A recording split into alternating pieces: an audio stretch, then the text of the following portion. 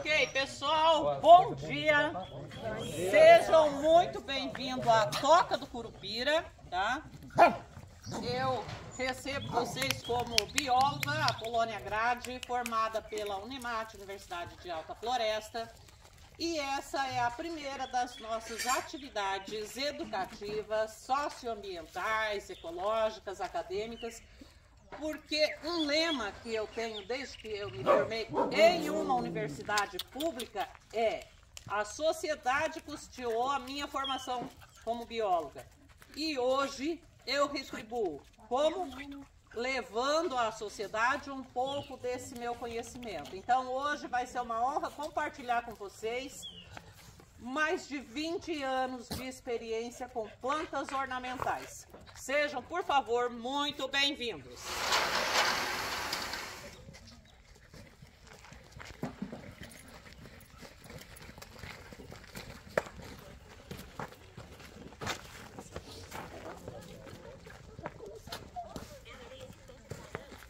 Anos, todo mês de janeiro, eu recebia uma faculdade de biologia de Tübingen, na Alemanha, que o professor trazia os alunos e passavam um dia inteiro comigo, mas o professor trazia esses alunos para um mês de aula no Brasil. E eles tinham uma semana na Mata Atlântica, uma semana no Pantanal, uma semana no Nordeste e uma semana na Floresta Amazônica. Veja só, aula de campo, um mês, em outro planeta, praticamente, porque quem sai da Alemanha chega na Amazônia é para morrer, né?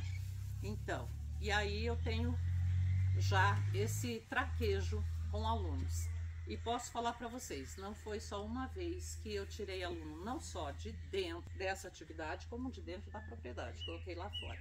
Porque não é justo você começar uma atividade e alguém tá doido para interromper, para atrapalhar, né?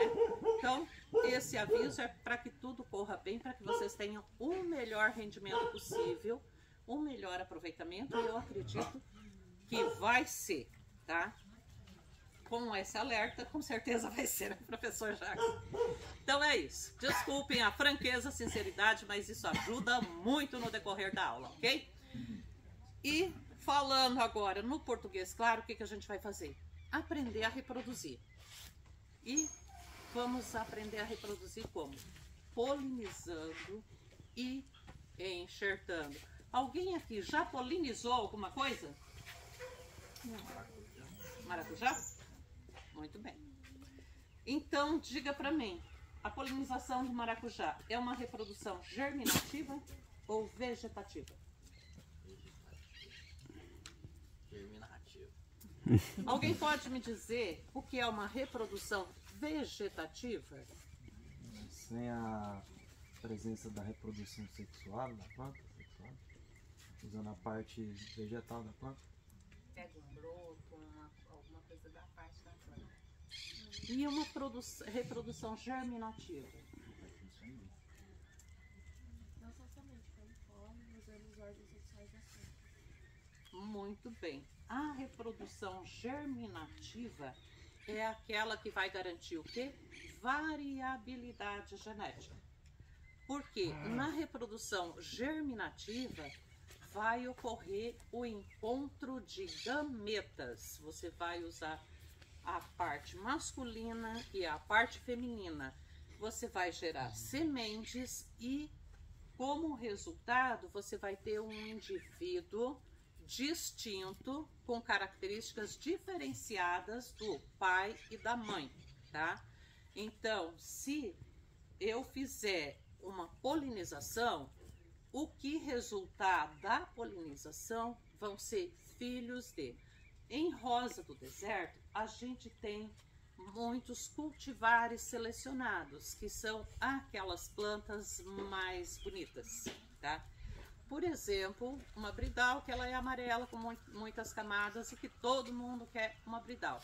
Aí a pessoa fala assim, mas eu quero comprar semente da bridal. Se eu polinizar a bridal, pegar a semente e vender para o professor Jackson e ele colocar a semente para germinar, vai sair uma bridal? Vai sair uma filha da bridal, diferente dela, certo? Então, qualquer um de nós, ao sermos pais, ao termos nossos filhos, eles nunca vão ser igual a nós. Eles vão ser uma mistura, uma combinação dos genes paternos com os genes maternos e vai resultar num indivíduo bem distinto. De frisar e relembrar, na reprodução vegetativa, em que eu faça enxertia, pelo enxerto, jamais eu vou conseguir misturar essa planta com essa daqui. De vez em quando alguém fala assim pra mim: ah, eu não quero comprar a planta tal. Qual que você tá pegando aí? Qual é o nome dela? É Whitney, né? Aí, de vez em quando alguém fala: ah, mas eu não quero comprar essa Whitney enxertada, porque depois ela vai vermelha de borda negra. E aí você tem todo o trabalho de explicar para a pessoa: olha, quando eu faço enxertia, o cavalo, que é a base, ele só vai alimentar, ele só vai mandar seiva. Ele não vai trocar material genético pela seiva. A seiva não leva DNA, não leva nenhuma característica, tá?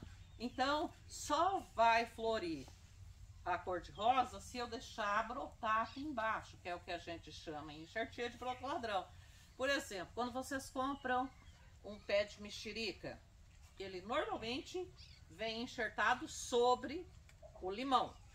E aí, se abaixo do enxerto você deixar crescer os brotos do limoeiro, ele pode crescer mais do que o cavaleiro, que é o enxerto, e aí você pode ter a produção só de limão, mas é porque você não retirou o broto ladrão que fica aqui embaixo, certo? E por que a gente faz enxertia, então? É só pra gente perpetuar a beleza de uma planta? Ou nós temos algum valor econômico a ser agregado pela arte da enxertia? Possui. Oi? Possui. Pois é, então deixa eu contar para vocês. Em 2018 eu fui convidada pela Embrapa Petrolina, lá do semiárido, para ensinar enxertia, lá na Universidade Federal Rural de Petrolina, de Juazeiro. A Embrapa desenvolveu a uva de mesa Vitória. Vocês já conhecem? Já compraram no supermercado? A uva de mesa Vitória é considerada uma das 5 melhores uvas de mesa do mundo. E ela é sem semente, e ainda eles costumam dizer que a uva Vitória deixa um leve sabor de framboesa, de cereja na boca. Quando você termina de mastigar a uva Vitória, sobra um sabor de cereja na boca. E é uma uva sem semente.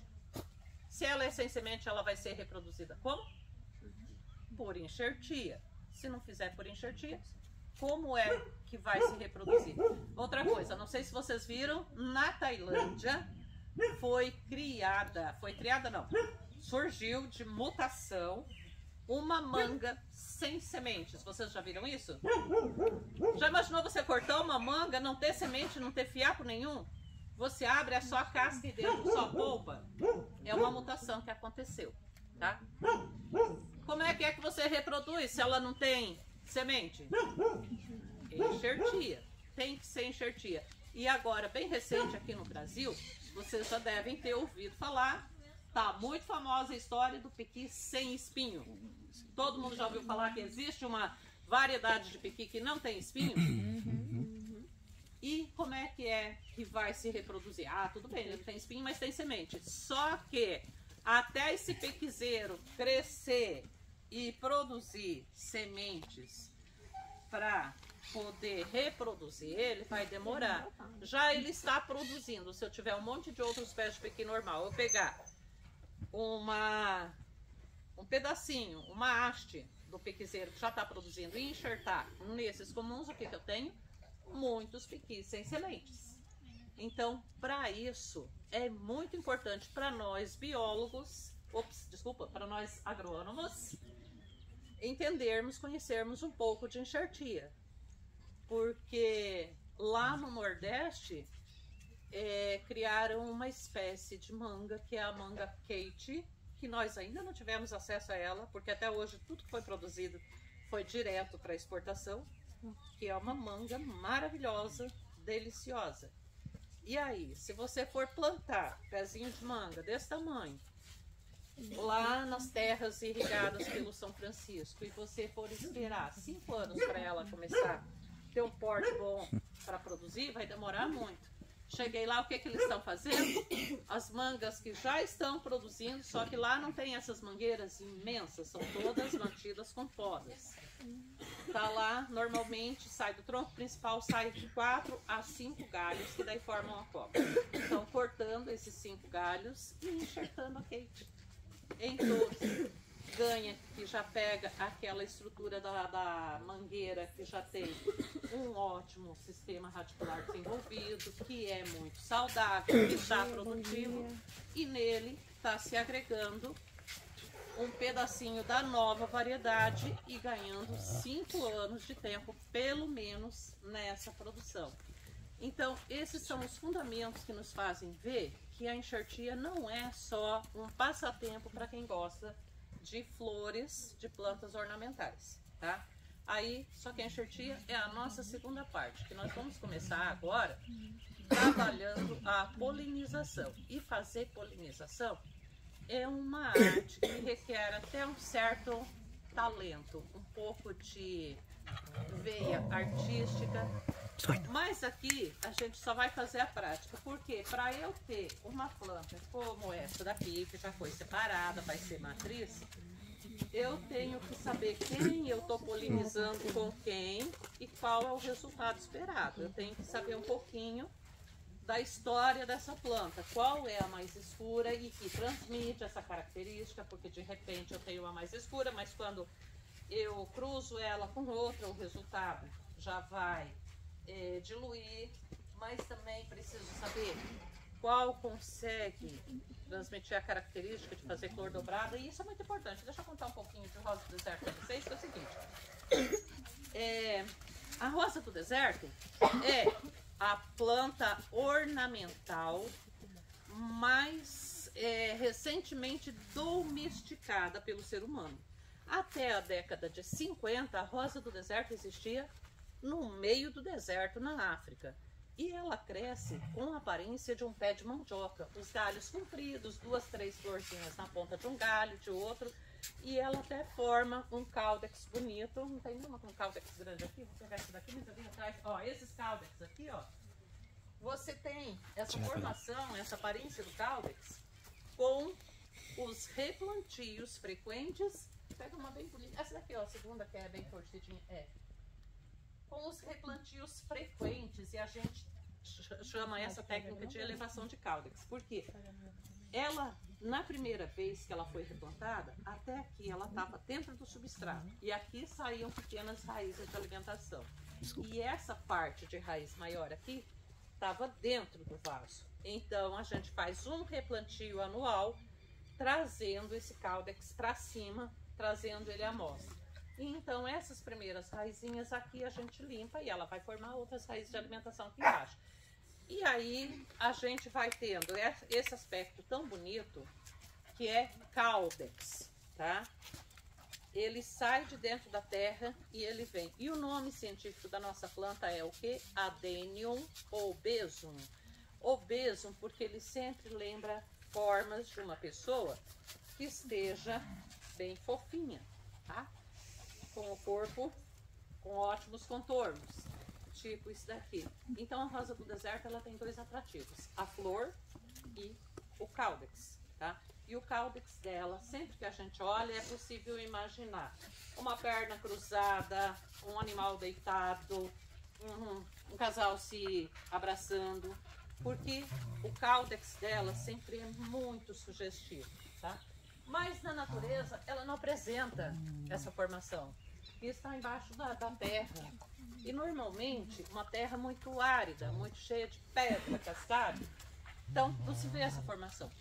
A partir de 1950, na Tailândia, a família real muito rica, o rei Bhumibol, o rei da Tailândia, gostava muito de plantas e tinha um jardim muito bonito. E ele ganhou o primeiro exemplar.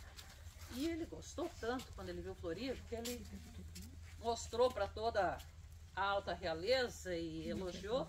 Todo mundo saiu buscando mais rosa do deserto para agradar o rei. E foi assim que o cultivo da rosa do deserto se desenvolveu, principalmente na Tailândia. E só da Tailândia que ganhou o mundo. 5 pétalas. Mas agora, nesse exercício, vocês estão recebendo flor multipétalas. Ela tem pelo menos 15 pétalas. Pelo menos 3 camadas. Ok? Deixa todo mundo pegar. Vai pegando aí. Até pegar no tranco, corta muito o dedo. Sim. Eu corto o dedo picando cebolinha sem usar, tá? Não, mas aí também é olha. Uai! Pica demais pra você ver. É um V. Aí você vai cortar ele. Ó, a pirâmide, tá? Agora, mesmo os galhos pequenos, eu tiro a gema apical deles, que se eu não tirar, ele vai crescer mais que os outros. E se eu poder, agora vem o quê? Canela em pó. Cadê a canela? Pega por aí. Deixei a canela em pó, ó. Aí eu falo o seguinte, a canela em pó é tão baratinho, uma rosa do deserto dessa levou tanto tempo para crescer, então não economize a canela em pó, tá? Cuida da sua planta, ó. Mas esse frasquinho aqui, ele é muito bom, que com a pressão aqui, ó, podei aqui, ó, aonde eu podei, que pode pegar a água da próxima rega, canela nela, tá? Ó. Certo? E aqui você tem um replantio perfeito. Faltou o quê? Adubação. Qual adubação? Agora eu venho com os mocotes. Deixa eu pegar ali. Podem ficar onde vocês estão. Mas se a minha planta é maior, eu vou colocar 2 medidas. Uma ali e outra aqui. Esse, como eu falei, ele jamais vai queimar minha planta. Eu posso colocar na planta com tranquilidade, não vou ter o problema da planta queimar, o que aconteceu com os meus estagiáriozinhos lá do IF Alta Floresta, tá?